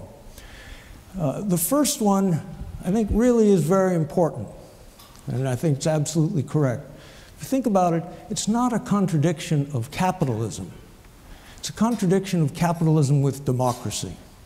We had a chat at lunch about how these two are related, inconclusive as you might expect such a conversation to be. But this really is, I believe, a contradiction, but not a contradiction of capital, not a contradiction of capitalism, not a contradiction of growth. The last statement is just flat out wrong. Just flat out wrong. Piketty's laws are correct. He has 3 of them. We only will emphasize 1, but there are 3 laws, and they're absolutely and invariably correct because they are laws of arithmetic. They're not laws of economics. They're not laws, certainly, of capital. Here they are displayed. We don't have any time to go through them in detail. But the notation, I'm sorry, I realize that this is inside baseball, because if you didn't get beyond page 26, then this is not going to be crystal clear. But if you did get beyond page 26, it should be familiar. But I'm going to pick them up. So the first one of his laws is that the capital share is equal to the rate of return on capital times the capital output ratio. Well, that's true because they're both the same thing. So that's fine. The second law, and there's 2 versions of it. One is in terms of the rate of growth of the capital stock, which is why I made the distinction in the first place. The other is in the rate of growth of income. But they both, whichever way you put it, they are both arithmetic laws. From those, you can deduce a third law, which is not exactly Piketty's law, but it says, it gives the condition under which, how much time do I have? 5? Oh, that's okay, we'll get there. It gives the condition under which R will exceed the rate of growth of output, and that condition is subject to a difference between the incremental capital output ratio and the average capital output ratio, a relationship between the rate of saving in the economy and the capital share. So basically, as long as the capital share exceeds the rate of savings, then R will be greater than G. Okay? It's as simple as that. Normally, that's the case under capitalism. It's not logically necessary, but it is normally the case. Nor is it a reason why the capital concentration must grow. Because Piketty's argument is that, as in the 19th century, the course for the last 30, 40 years and the likely course in the future is that the share of profits, the share of capital will grow, and it will grow as against a constant rate of saving, and therefore, as that ratio grows, as alpha becomes larger and larger than the savings rate, R will grow relative to G. As alpha grows, as the capital share grows, inequality will grow because capital income is more concentrated than labor income. That's the story. I have to say that the theory that this is a not an empirical argument, it's a theoretical argument. And the theory, I have to say, in this book does not match the empirical originality, perseverance, intelligence that the book shows. The theory is at best elementary, and it just doesn't come to the level that the empirical arguments come to. First question: why does beta rise over time? Why does the capital output ratio, rise or fall over time? Well, this is what Piketty and his colleagues said in a companion paper to this volume. They say it's, in short, capital is back, capital output ratio is growing because low growth is back. Well, that's true as an accounting identity. The two have to move together. We see that from the fact that those equations are necessarily logically true. But it doesn't say anything about what's causing what. It doesn't say anything about what's causing what. 2 more minutes.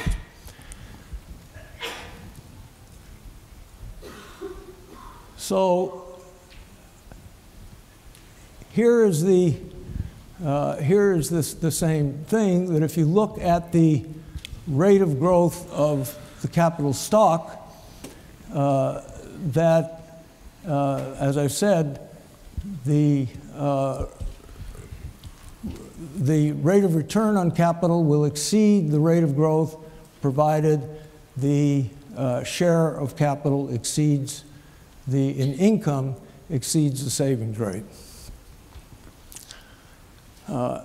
Here is a diagram that indicates a relationship between rate of return on capital, rate of growth of the capital stock, and a very simple assumption about the economy, that there are two classes of people. There are rentiers, patrimonial capital, which is passed down from generation to generation. And then there's a middle class of wage earners and savers. Leave the poor out of this. They don't save, they don't enter into accumulation. And the solid line gives the relationship between, I'm almost done, between the growth of the capital stock and the rate of return on capital. So, yeah, in most of this, you're in a region where R exceeds the rate of growth. But there's, and to each of the, you're not necessarily there. Here's a region where at low rates of return, the rate of growth will exceed the rate of return. So it's not logically necessary, but the main point is that each of these is, corresponds to a stable division of capital. It does not necessarily imply any kind of increasing concentration. So look at these purple-colored part. This is all a situation in which Piketty's inequality holds, but wealth accumulated in the past is not growing more rapidly than output and wages. They're growing at exactly the same rate. So there's no necessary tendency for the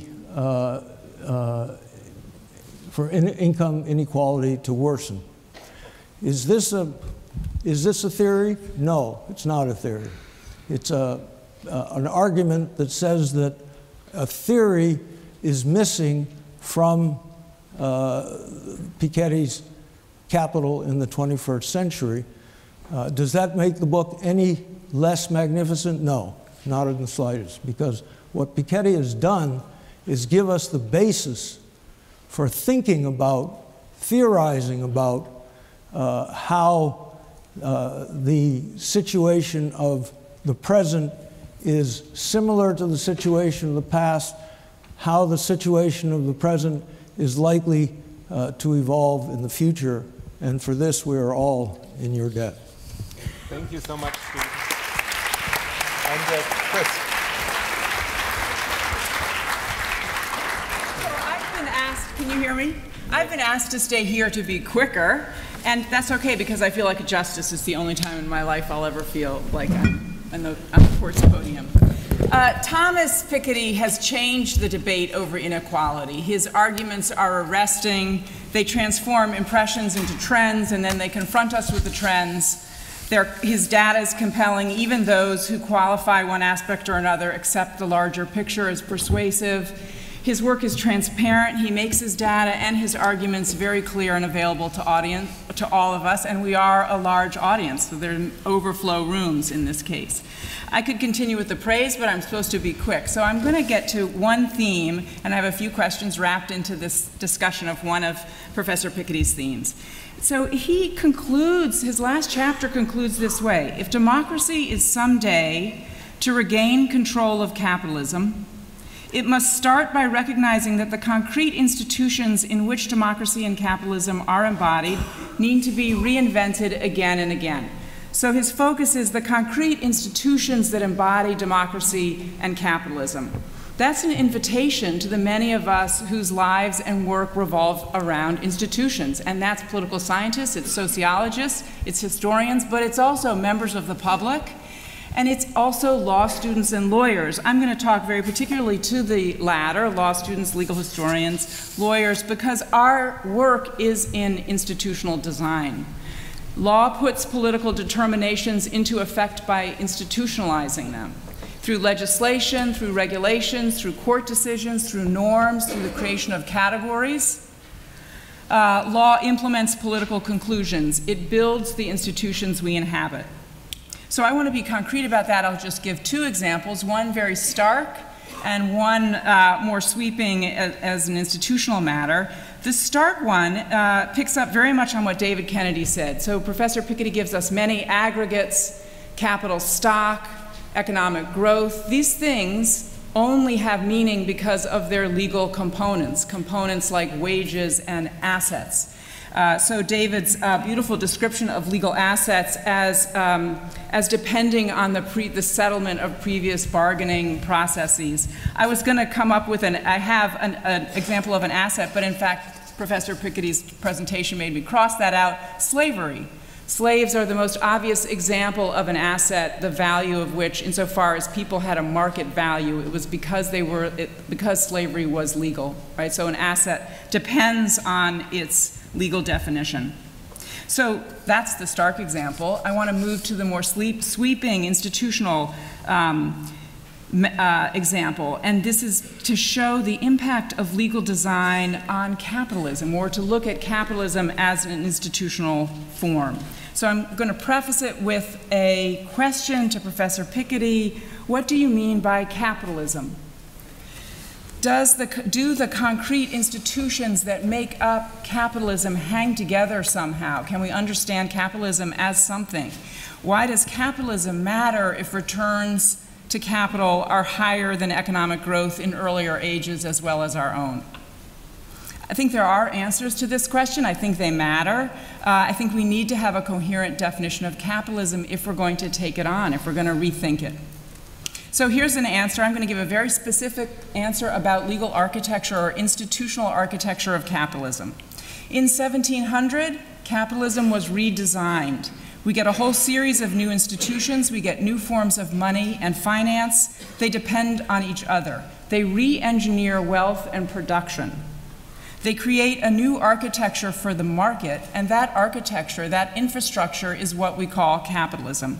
So I'm going to identify just 4 elements to the new architecture.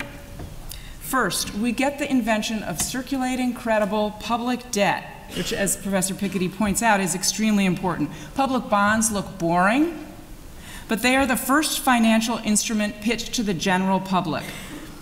A public bond is an instrument that asks people, regular individuals, to lend to the public, lend to the government, and it gives them a reward for doing so. That's an innovation, one that has legal import. So it changes the way people think about material interest. It changes the way they think about self-interest. It makes it acceptable, even patriotic, to follow one's self-interest. And governments soon grant public creditors a right to repayment.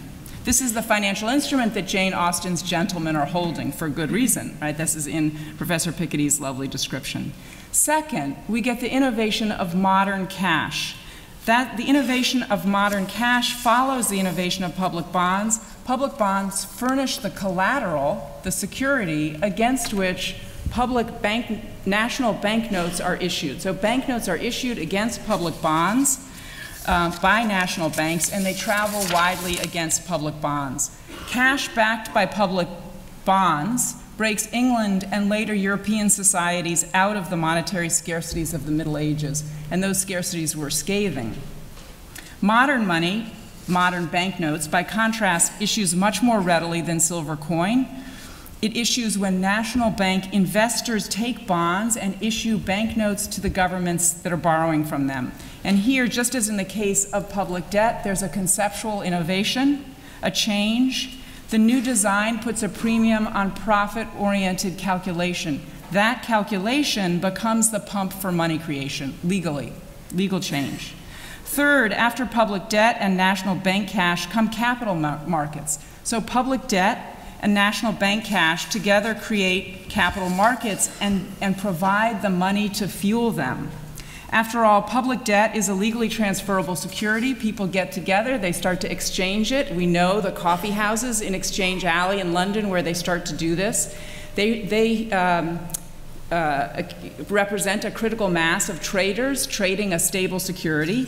And given that, that starting point, private securities begin to get traded in the same places. after public securities. Increasingly, the money used to invest in capital markets will be modern cash, modern bank money, the more copious cash of the modern world, not the old awkward commodity money of the Middle Ages. So notice the synergy between public debt, public bonds, national banknotes, and capital markets that we're building. Again, there's a conceptual component. Capital markets direct investment in ways that can be tracked. They transform speculation, long despised, into something else, or so thought Justice Holmes. So here's Holmes.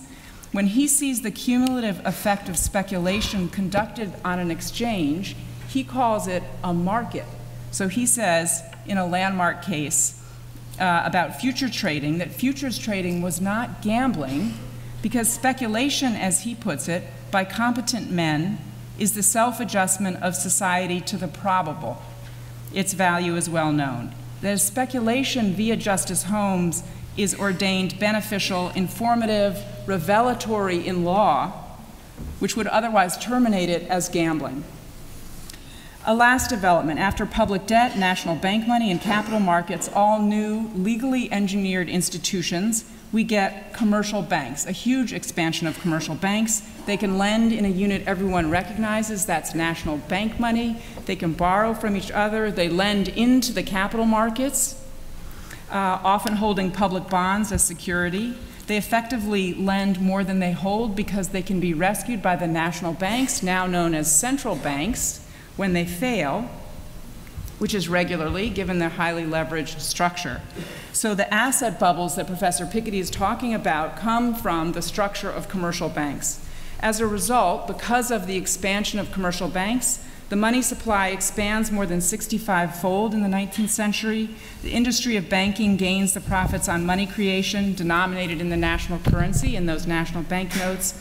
Taxpayers go into debt to rescue and revive the system when it fails. The cost of rescuing banks, according to Reinhardt and Rogoff, almost doubles public debt on average in the 3 years following a banking crisis. So here too is a conceptual dimension, a shift. Money appears to be something privately created once it comes from these commercial banks, and 97% of the money supply in the modern world comes from commercial banks, not the government. My point, this architecture is modern capitalism. These institutions, public debt, modern cash, capital markets, commercial banks, I could add money markets if we had more time, they produce the market. In this market, it is possible to accumulate wealth to a prodigious extent. So the wealth that follows from capital investment and that takes financial form, this is the modern structure of capital that Professor Piketty showed. From agricultural, we moved to business capital, to financial capital. This was his slide 4.6, I noticed. This is the new composition of capital.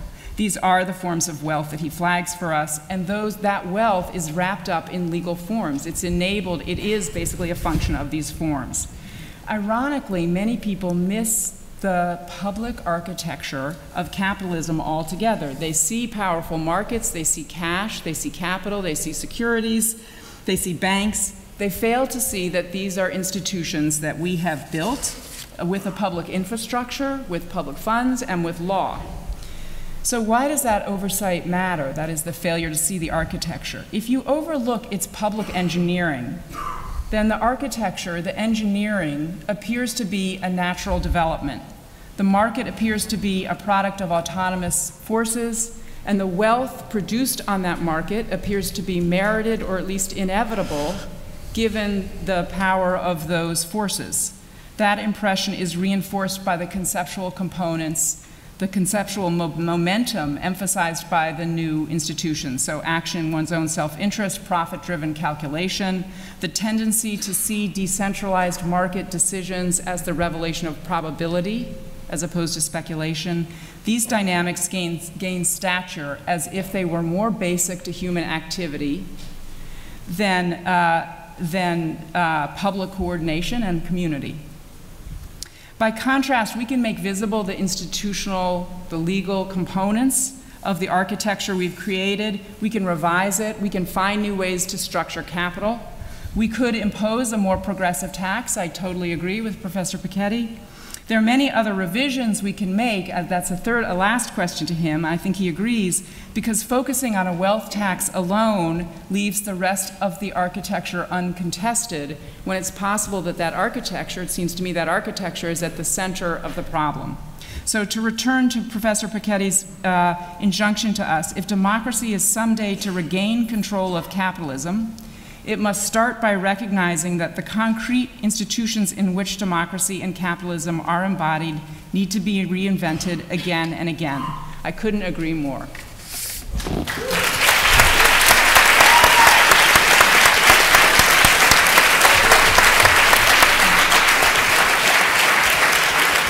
Thank you so much, Christine.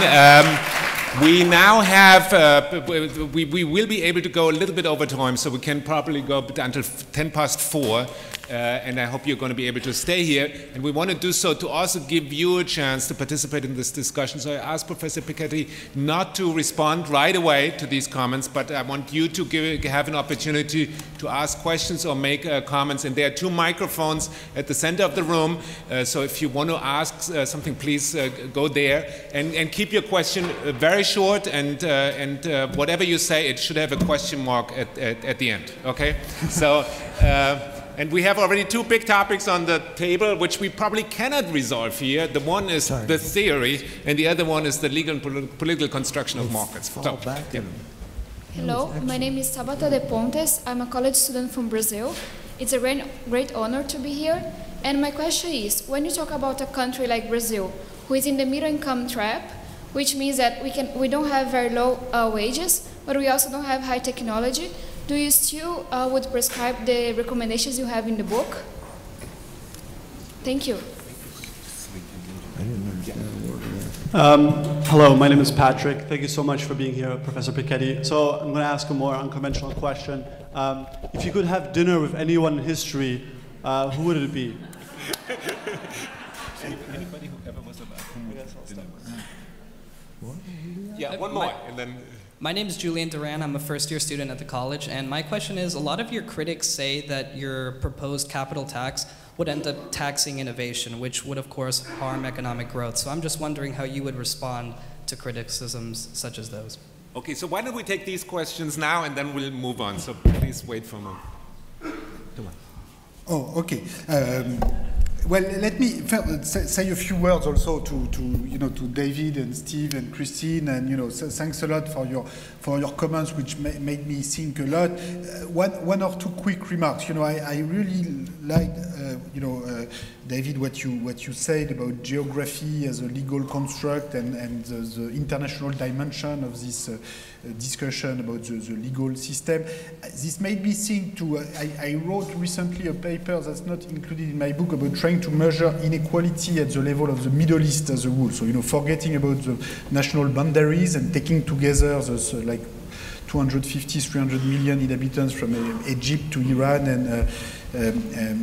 and so if you do that, basically what you find something which is very obvious but which is important, which that you have a level of inequality of income that is much higher than any other region in the world, and in particular much higher than Latin America or that country like Brazil, which are usually viewed as the most unequal countries. But given the international inequality between, at some point in my book I mentioned Egypt, the total education budget for all schools in Egypt, which is a country with almost 100 million people, is 100 times less than the oil resources going to countries with no population a few hundred kilometers away in the Gulf.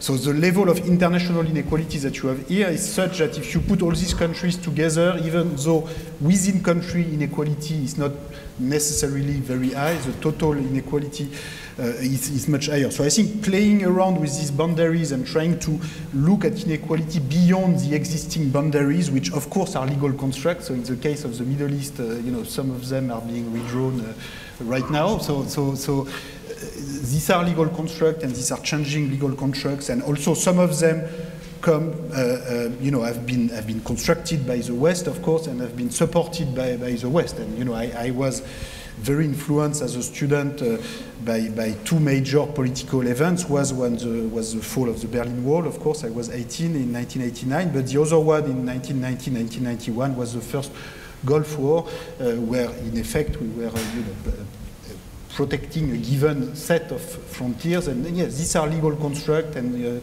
this goes together with the level of inequality that is clearly a part of the story of what's going on. So probably in the book, I take too much the nation state as given, and I don't go enough sort of beyond this existing boundaries to study inequality. But this is something that should be done more. Let me say a few words to Steve.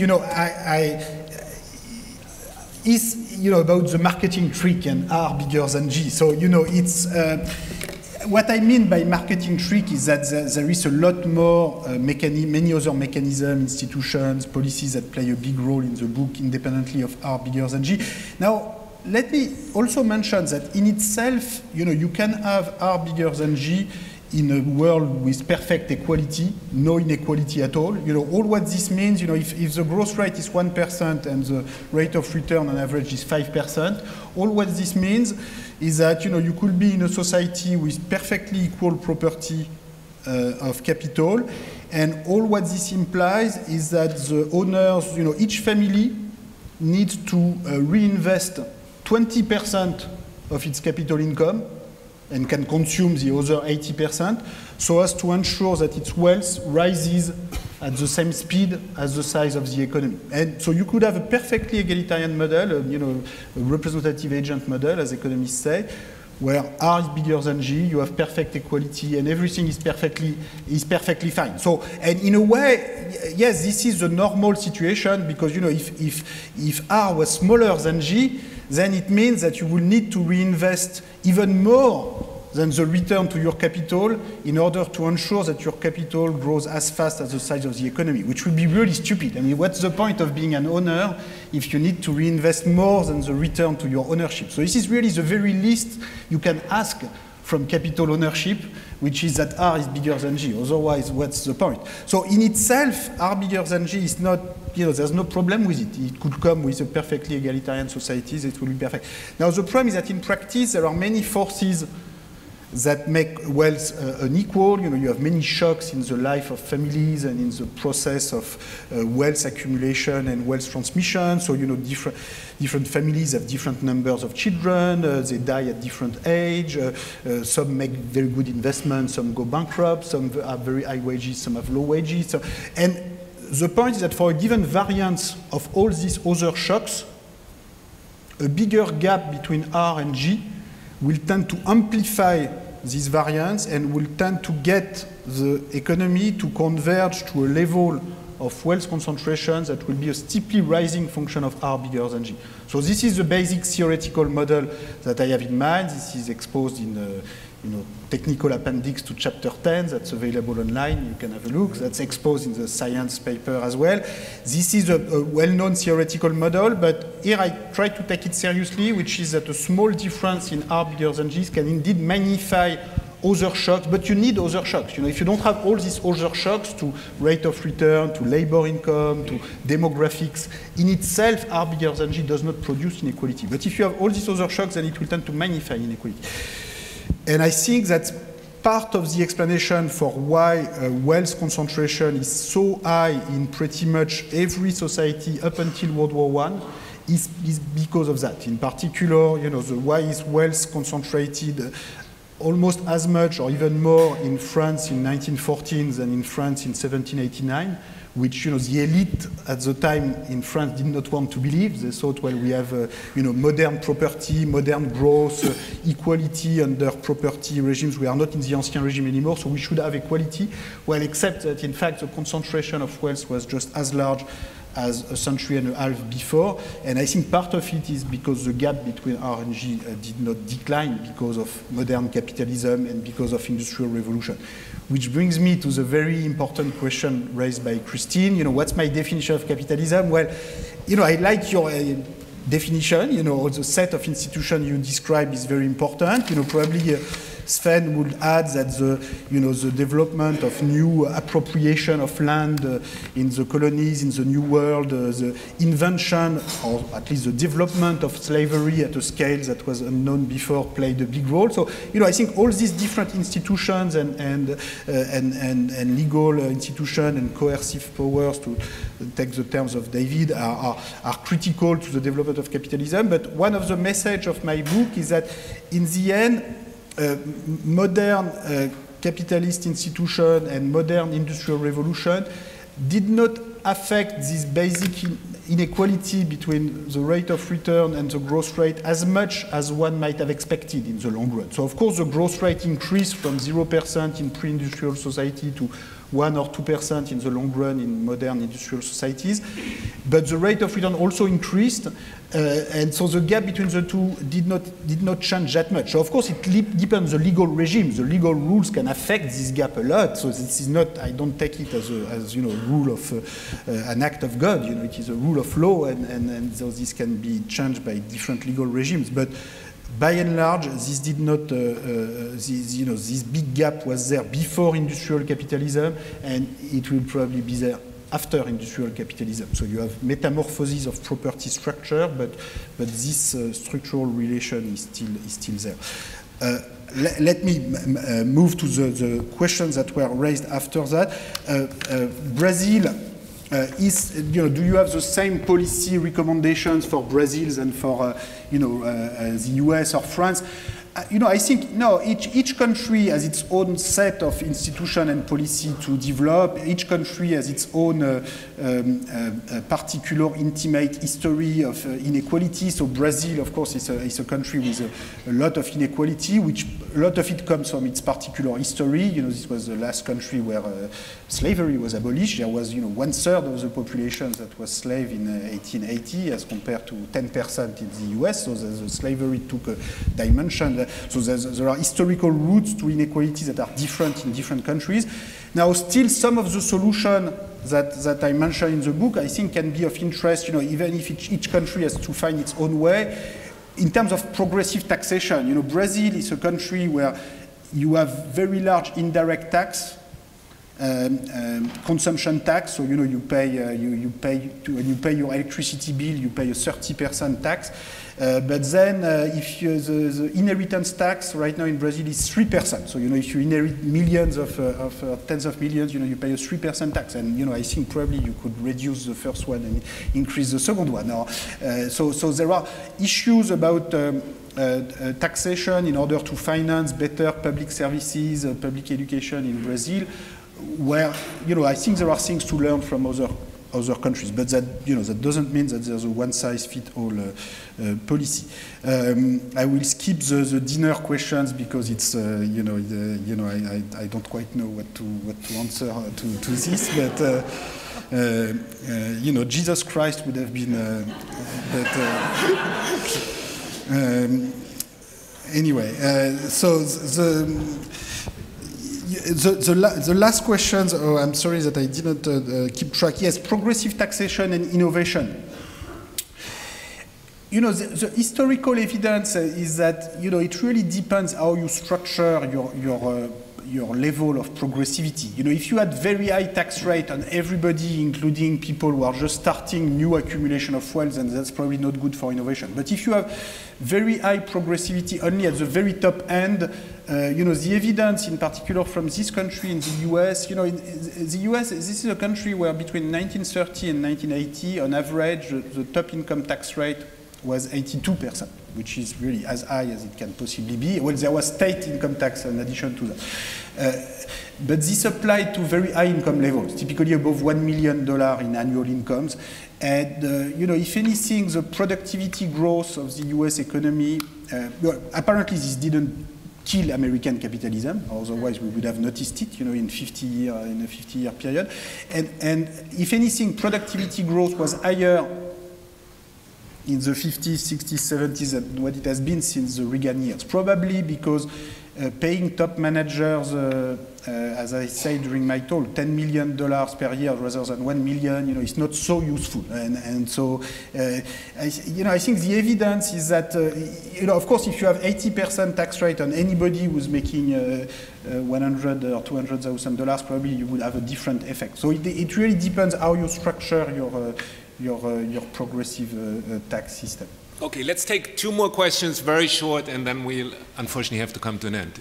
Hello, Professor Piketty. My question is also pretty connected to that case of endogenous growth that was the previous question about.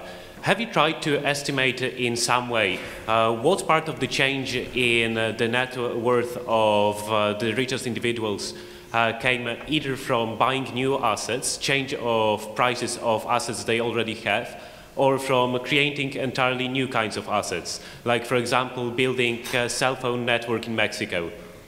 Thank you. Thank you. If capital tax were to be imposed, then if somebody owns assets which do not produce cash flow, does that mean that that person would have to sell assets in order to pay the taxes? And would this lead to a market crash in that case? Thank you. Well, just to start with the last question, the property tax, there is already a wealth tax in the US and in most countries. This is called the property tax. It's just that it's based only on real estate property. But this is already half of household wealth, so this is half of a wealth tax, if you want. And I think the main reason why it's half of a wealth tax is because this was created a long time ago, 200 years ago, like in the US, or actually in Britain or in France. Taxe foncière, which is the equivalent of the property tax, was created by the revolution at a time where wealth was mostly either land or real estate, and there was limited financial wealth and financial liability. So that's why this tax was created as a tax on real property. The way it works is that indeed, if you have a lot of property but you don't get any income out of it, so if you have secondary residence in everywhere in the country, but you don't rent them, you don't do anything with them, and you just spend 1 night per month in each of them, then your property tax will be more than your income. In the extreme case where you have zero income and you have property tax. And so yes, you will have to sell some of your property to pay your property tax. But I don't think anybody is asking that such people should be exempt from property tax. I've never heard anybody asking for this. So I think the whole point of a property tax or wealth tax is that, indeed, if you have a lot of wealth but very little income and you're just seated on your properties, then, well, you will have to sell some of it so that other people who know what to do with the wealth will do something with it. And that's the whole logic of property taxation. It's always been like this. So that's why, this issue of how much you should tax the stock of property versus the flow of new income is a complicated, it's not, in France, a big proponent of wealth taxation was Maurice Allais, who was a Nobel Prize winner in economics, and I can tell you he was not left-wing at all. He was a very right-wing person, but he thought that we should tax the stock of property and not at all the income flow, so as to put incentives on people to get high return on their property. Now, it's too extreme, because sometimes, the rate of return you get is just partly due to bad luck. So if you are a company, you're making losses, maybe, if you keep paying a tax on your stock of wealth, you will pay as much tax as a company making huge profits, which maybe will put you in bankruptcy, so that's probably not a good idea. So you want to find a balance between how much you tax the stock and how much you tax the flow. And, each tax system has components of the two. The problem is that sometimes these tax systems were set up 200 years ago and did not adapt to the structure of wealth today. But, I think we both kind of taxation are useful. We have to find the right balance. Okay, and on this note, unfortunately, we have to come to an end, not least because Professor Piketty is going to have to give another talk in 45 minutes elsewhere in Boston. But we could go on, obviously, for much longer. And in some ways, we should go on for much longer. This should be an invitation to continue this debate on these issues. And we should thank Professor Piketty not just for being here, which, of course, we thank you for very much, but also for instigating this really important debate. And thank you for joining us today. Pleasure to meet you. Very nice to meet you.